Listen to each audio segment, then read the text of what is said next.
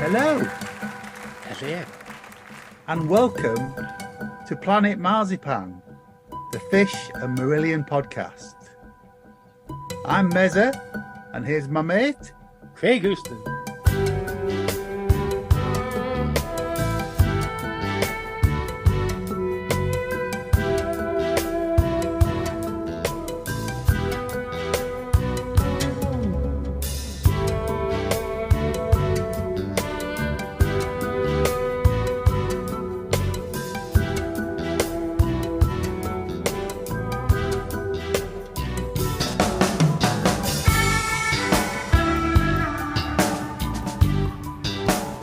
Hello, and welcome to Planet Marzipan. I'm Mezza, I'm here with my good friend. Craig. And we have two guests for you today. We have both friends of the pod. We welcome back James Levey. Good evening. Hello, James. You okay? Yeah, very good. Thank you. Trying not to melt. Yes. Yeah, it's a bit warm in the again. UK at the minute. And in a loft somewhere in Scotland is Graham Tennick. Who is also melting. Good evening. I should suspect He hasn't got an ice cream with him today. He's just eaten one. Yeah, I see. That's for the next episode. Well, welcome, boys. As you can see from the title of the episode, we are here to talk about the latest round of digital front row releases.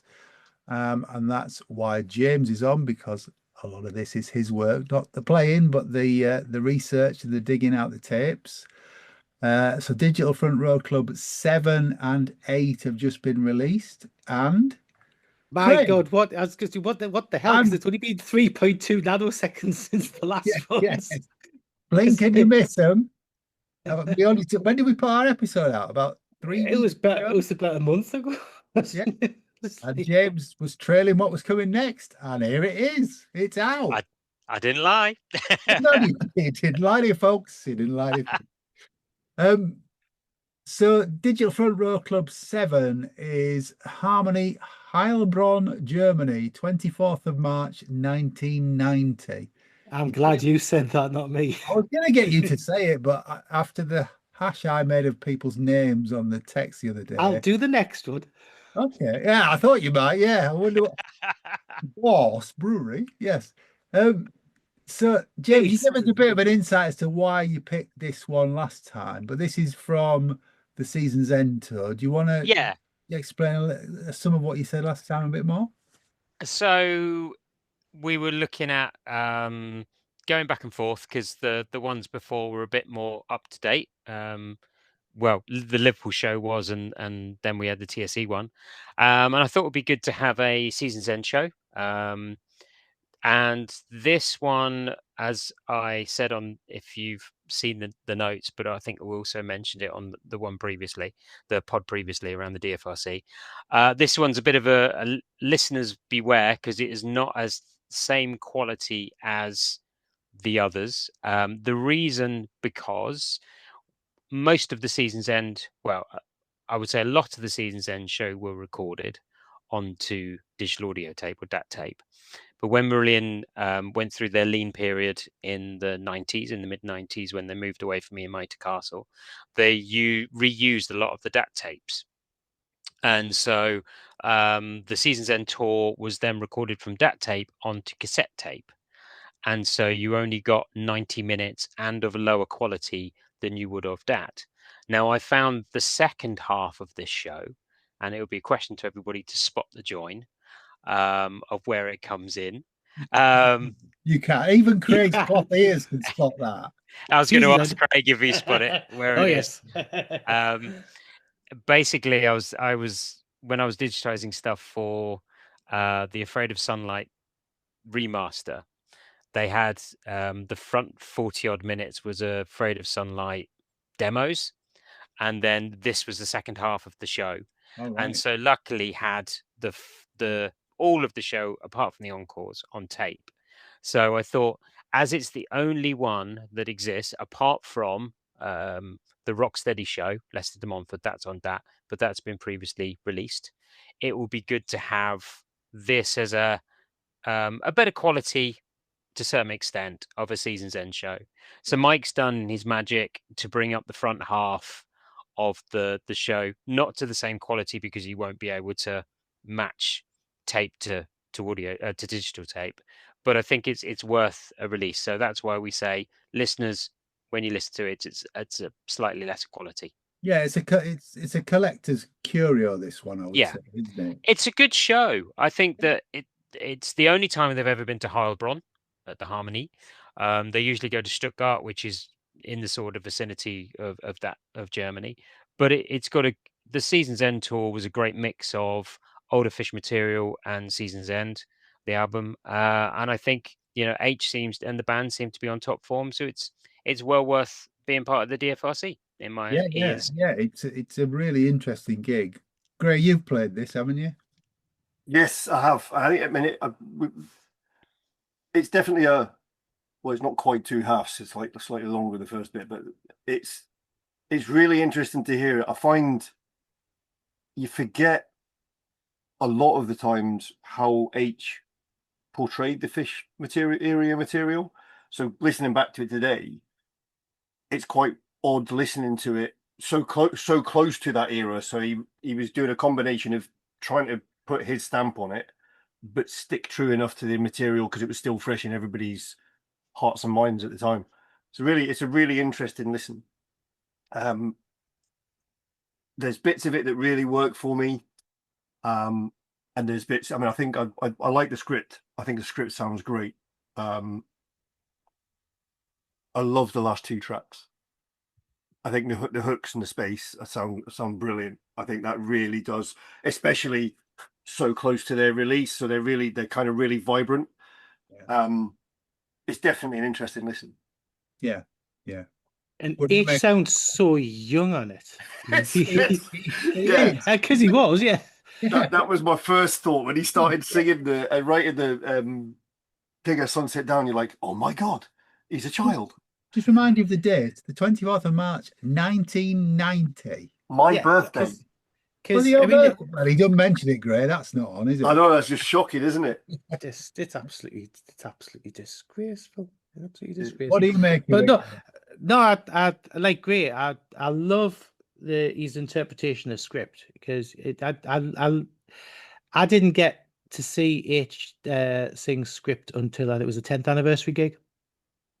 And I'm not one of these people who complains about H singing the Fish material, but I love his interpretations, so I'm happy that way on. And I think, you know, Warm Wet Circles, That Time of the Night is absolutely cracking. And I think once I didn't say cacking, no. Absolutely cacking. Yeah, but I think once you get into Season's End, that's when the recording, you know, just starts to jump, and it's really good. It's a real historic document. I think you're right to release it, James. Absolutely, and it's a real shame because when it does open out into Season's End, you can hear all the ambience and the, you know, the space, can't you? It's great, but it's a it's a worthy addition to the catalogue. Absolutely, and I think we've been lucky to actually have the different versions of the Rocksteady gig from then. Since, you know, we've been able, it's been available since it was on the TV on the night, and then through partners from Stoke Road to Ipanema, and then there's been various like versions of it released on CD. Was it on the bootleg?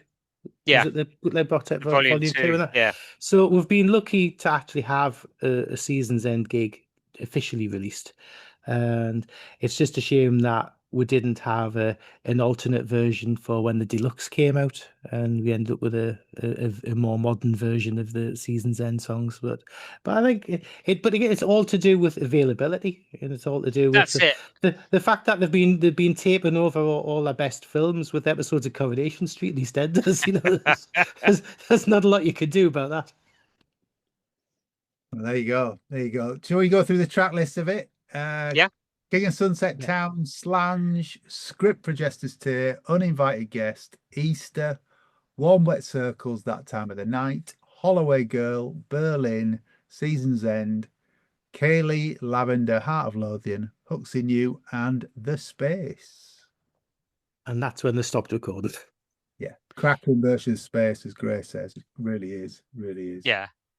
And that was it around the remaster of Season's End, because there was no multi-track available.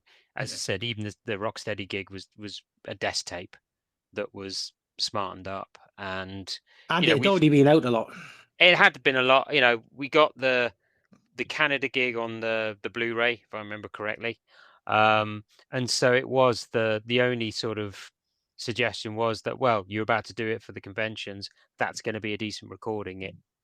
Yeah. And it's you get the good contrast between the Rocksteady gig and how they play it now, and the difference in H's voice, as you said. You know, little bit of a teaser, or not a teaser, a little bit of a stuff going on. Obviously, when it starts the gig, it's the pre-recorded intro, and the count, as I think I said on the liner notes, you hear Ian hit the cymbals twice, is the count in for the band to come in, and that's how they time it. There you go. As I say, Spoiler alert. Yeah, it's interesting. So I think, I mean, one thing before you came in, one of the things that I mentioned, so Slange for me on this one, and I think it's because it's the tape, because it's the stereo track, the stereo recording, and it's obviously affected by age and what have you. Because you don't get the ambience and you don't hear everything that's being played fully, it sounds really straight. You don't realize how much the keys and stuff fill out the sound and give it a vibe. When you listen to it on this tape, it's like, oh, that's really straight. It's like really four on the floor rather than. But then when you listen to it in detail, you realize, well, I can't hear what Mark's doing fully, or I can't hear the intricacies that we would normally hear from Ian when he's playing. You just hear the loud notes because they're the bits that are on the recording. It's really interesting hearing that flip from some of the. We've been spoiled for years, the detail that we get in the recordings and what have you. To go back to something like this and go, oh wow, yeah. Well, again, It loses. Sorry, go on, John. Go on, James. Go on. I was just going to say, it loses that frequency. It loses that sharpness, because when you hear the tapes of the drums, it's like almost like a wet thud of the snares and the bass drum, rather than the tightness of what you hear in normal recordings. I'll let you into a little secret. I said the question, when does it open up? It's actually on the beginning of the second verse in Berlin. That's where the switch is. Ah, right. Okay, cool. As with all of these releases, there is a teaser track available. Maybe it'll be on the end of the episode. You were good. Stick with us, folks. You'll be able to hear it at the end of this episode. If you can't wait, though, go to Bandcamp now, and the uninvited guest is there for you to sample the audio on this gig. With the Perspex screen. Yeah. Not on the audience. Easy for you to see. Yes. But yeah, great historic recording, and fantastic that it's out now. Brings us on to Digital Front Row 8. Can you pronounce this one, Craig? Are you all right with this? It's the Bass Museum, or some people call it the Bass Museum, in Burton-on-Trent in L'Angleterre. Yeah, on the 16th of November 2000. So this is night one from what became Piss Up in a Brewery. It was night two. And it's in its entirety, James, isn't it? It is, yes. So all the between track banter and chat and a bit nervousness, I would say, because it's the odd fluff. Yeah, the odd fluff. Lots of audience interaction as well.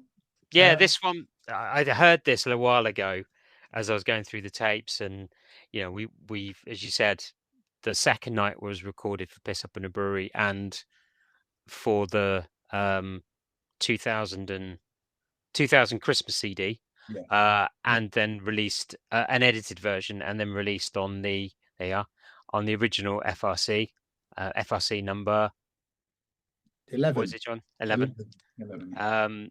So I listened to this, and exactly what you've said. It's the full show. It's only missing. It's one less track than the next night. But I love the closeness of the audience and the band to the most, because you can hear all the background chatter. You can hear the banter between the band, and it sounds great in my ears. Yeah, it really is. Yeah, and it's a really interesting set list. Yeah. Oh, it's a cracking set list. And it really is a cracking set list. We were talking again. We were talking before you came on the call, James. The version of a collection on here is just beautiful. It's amazing. The stuff that Mark plays on it as well. It's just phenomenal. And Craig was reminded of the Alone Again in Lap Luxury as well when it goes into Out of This World. Yeah. And Yeah. I mean, also the starting with Go. I think this is only just the year after .com came out, and to open the show like this again with Go, and how Go's actually stayed in and out of the set lists for like the last 26 years, and it's become such a favorite from an album that was never a lot of people's favorites. Go almost falls over at the beginning, doesn't it? It almost stops, but they just carry on, don't they? Yeah. You can feel it's about to go, and they just keep it moving forward. I had to play that back a couple of times because I played it and I was like, have I got to skip? No. No. Right. Oh, there is something. Yeah. It really falls over. Yeah, it's good. It's good. That's the sort of things you're getting on here. I mean, they're supposed to put such a lot of work into this set list, I think. Yes. They'd have been kicking Mark for agreeing to do the gigs for food because the amount of work they put into it. But it's got some real deep cuts in there as well, which I really like. Obviously Cinderella Search, and we'll probably talk about that in a minute. But Afraid of Sunrise, Dryland, Sympathy. We get the debut of Number One, and it's such a lovely recording, and it's something I've listened to quite a lot outside of this. And when I started saying to Lucy about the DFRC, this is another one I had in my mind as like, this is one to come. Yeah, I really like the version of Dryland. I think it's beautiful. It really is. There's lots of tracks to love on it. I mean, the version of Sympathy with Stephanie Sober-Jones on it is just brilliant. Really, really nice. It's funny because it's like I think it's the intimacy. You and I listened to the Peter Gabriel's Live in a Big Room. Yes. And there's a feel of having fans in a small space with a band. I mean, obviously that's a slightly different recording because that's actually recorded in the studio, so there's a different sound. But there is that feel of the intimacy of having people close to them that are relishing the experience at the time. And like you say, James, the fact that you can hear all that and you can hear the buzz makes it slightly more of an experience. Yeah. It's not a noisy live gig like you would normally get, where you get nothing. The band are playing, the little screams at the end. You get that. You feel almost like the tension in the room. But it does have a different. It does have a different vibe to the Walls gig. Oh yeah. It's so they yes, they're both acoustic, and yes, they're both in a small intimate. It's not as acoustic as this has got more electric on it, hasn't it? Yeah. But it's got Way really Over well. Yonder is a lovely guitar intro by Rothers. But I think also you can feel the band, as I was listening to it, you can feel the band relax as the gig goes on. The more banter starts, the more a collective sigh that said we're all right. Let's be honest, it was in a brewery, so presumably, them doing something to relax them. There is one point because I had it on while I was working today, so I had to switch screens, so I'm not watching it play. I can't see where it is, and I was sitting there like, has that stopped? And then I heard some noise. I'm like, no, I don't think it has. And then you hear H speak, and it's like there's long gaps where they're trying to, they're obviously looking at each other like, we're all right, yeah, okay. Right, and then he starts talking again. You're like, okay, so it is a warts and all thing. It's brilliant. It's because it's Yeah, it's good. It's really good. Again, great choice this, James. Go for the set list, John. Okay, we start with Go, then After Me, Alone Again in a Lap of Luxury, Cinderella Search, The Space, A Collection, Beautiful, Afraid of Sunrise, Sympathy, Number One, Dryland, Sugar Mice, Gazpacho, 80 Days, The Answering Machine, How Will You Go, Crowded House, Cannibal Surf Babe, and Way Over Yonder. You know what? I think if I was going to ask my wife to make up a set list of stuff that she'd like from Marillion, a lot of it would be in this set list. Yeah. A Yeah. lot of the stuff would be that it's Well, an it's got- unusual set. It's got Beautiful in it, which is what you wanted them to play in Pompeii. I know. I know. Yeah. It's great, and I think it's a great alternative to a piss up. You know, piss up is a different feel, a little bit more polished. This is the whole gig.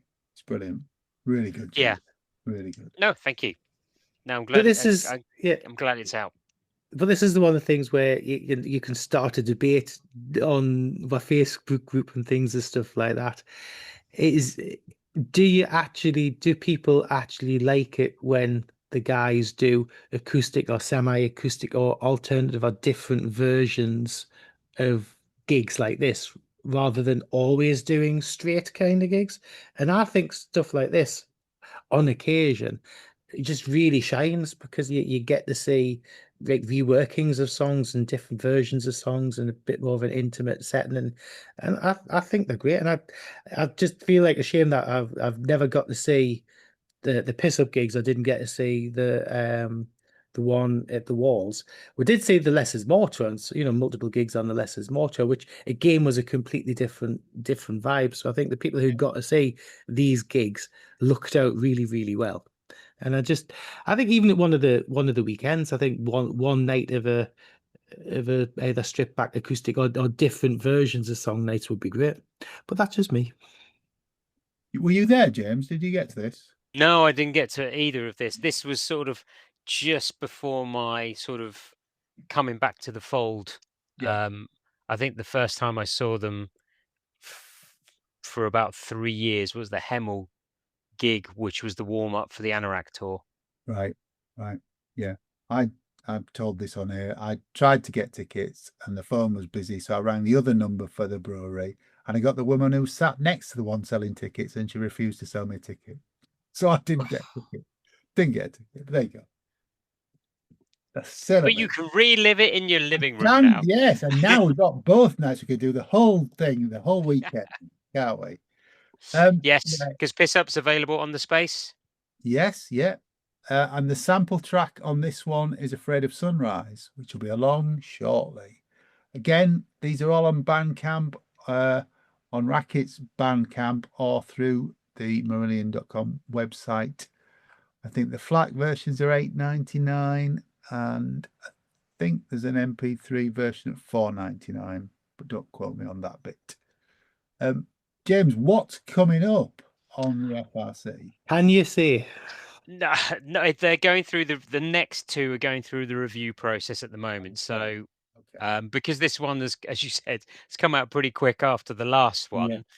I'm still a bit in the process, but we're looking at the next batch because hopefully, we'll get Summer Mike's time before he delves back into the studio, for the album. So we're trying to front load them, for hopefully probably the rest of the year. So. Watch this space. Okay. I've got a bit of a question. Now, obviously on the Marillion.com website, there has been over the years live recordings from certain tours, which are available directly. Are there going to be any potential like duplicates or things of those ilk in the Digital Front Row Club? Because otherwise it's going to leave some gaps for years and things like that. I just didn't know whether there was a way of looking how the downloads are going to work long term. Yeah, I think I don't know the sort of ins and outs around like, the recent Germany shows and the UK shows and things like that. What's going to happen to them? I've not sort of discussed, had that from Lucy, but I think mostly for the DFRC, it's going to be new stuff. There might be the odd overlap where we've had shows that were released previously but on a lossy format. If there's something that's really great sounding and maybe more complete, or something's happened, things like that.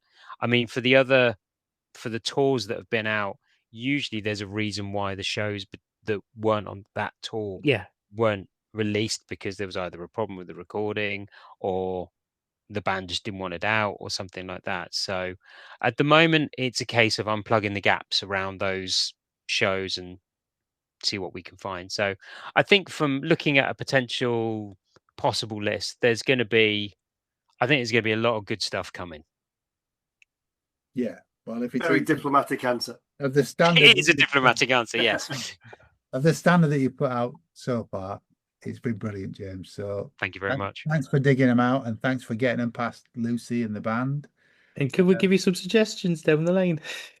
Yeah. I mean, that's what we say. I mean, if some of these I have picked because of comments from people I've either spoken to you, like you two, around the Leeds Braves show in the pub, or seen comments on Facebook or anything. So if somebody thinks, oh, this is a brilliant show, or this potentially could be an art, I'm open to see if we've got it in the archive and go from there.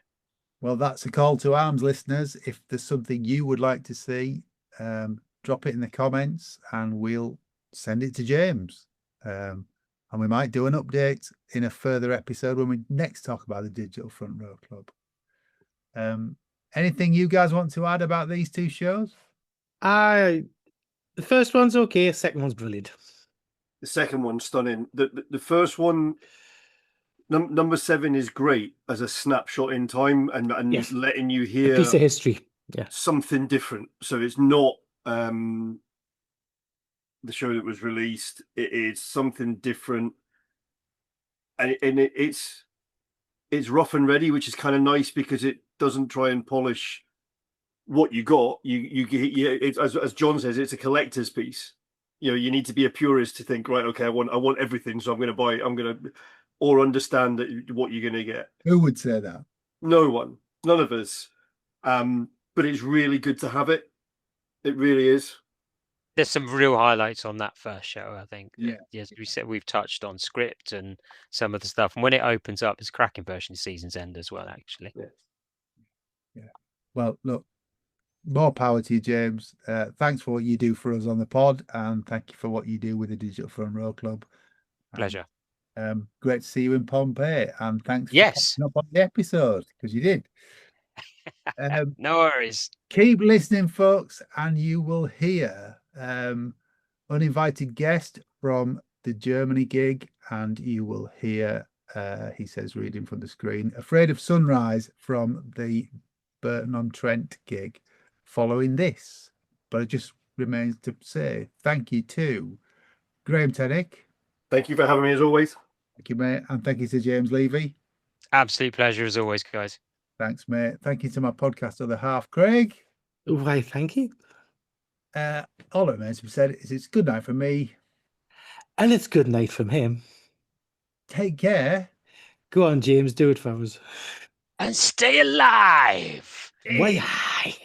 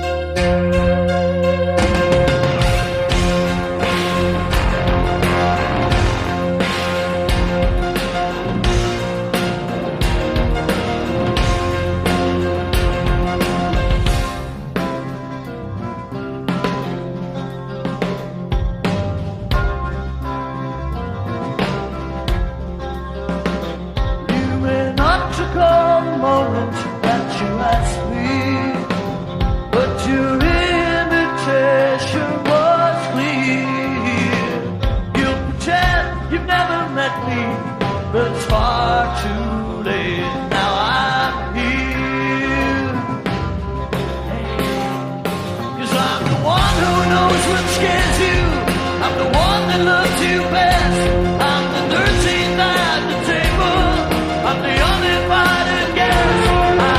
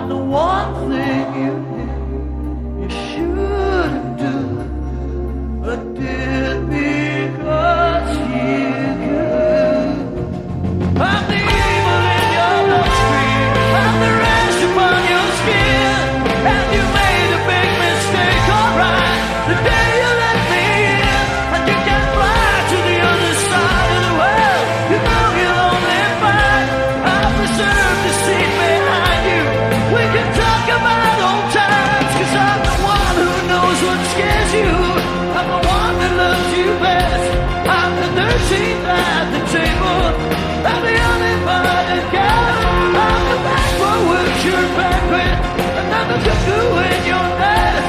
I'm your 15 selfish brother. I'm the only one that cares. Let me in. I'm your New Year's resolution. I'm the only one that cares.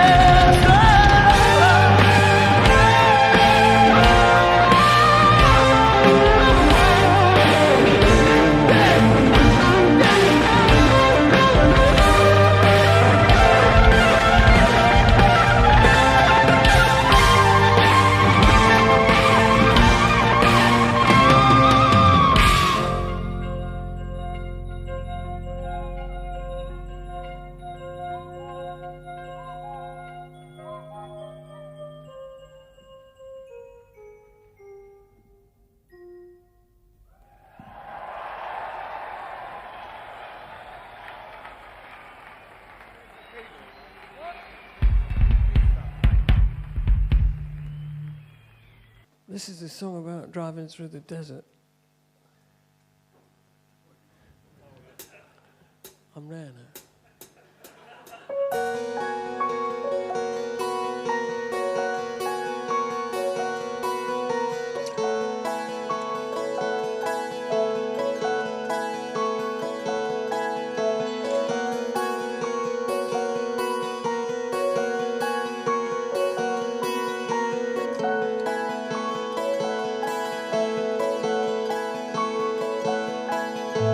Dressed in black, no turning back.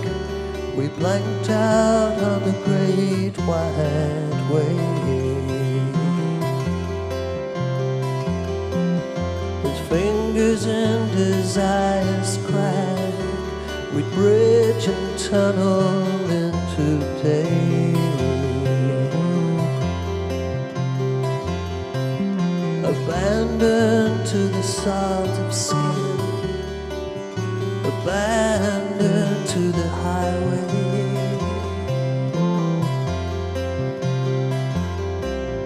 Sand running in the hourglass, heat of leather and mirages.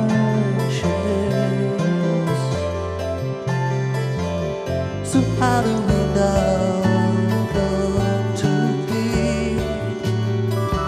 afraid of sunlight? How do we now come to be afraid of sunlight?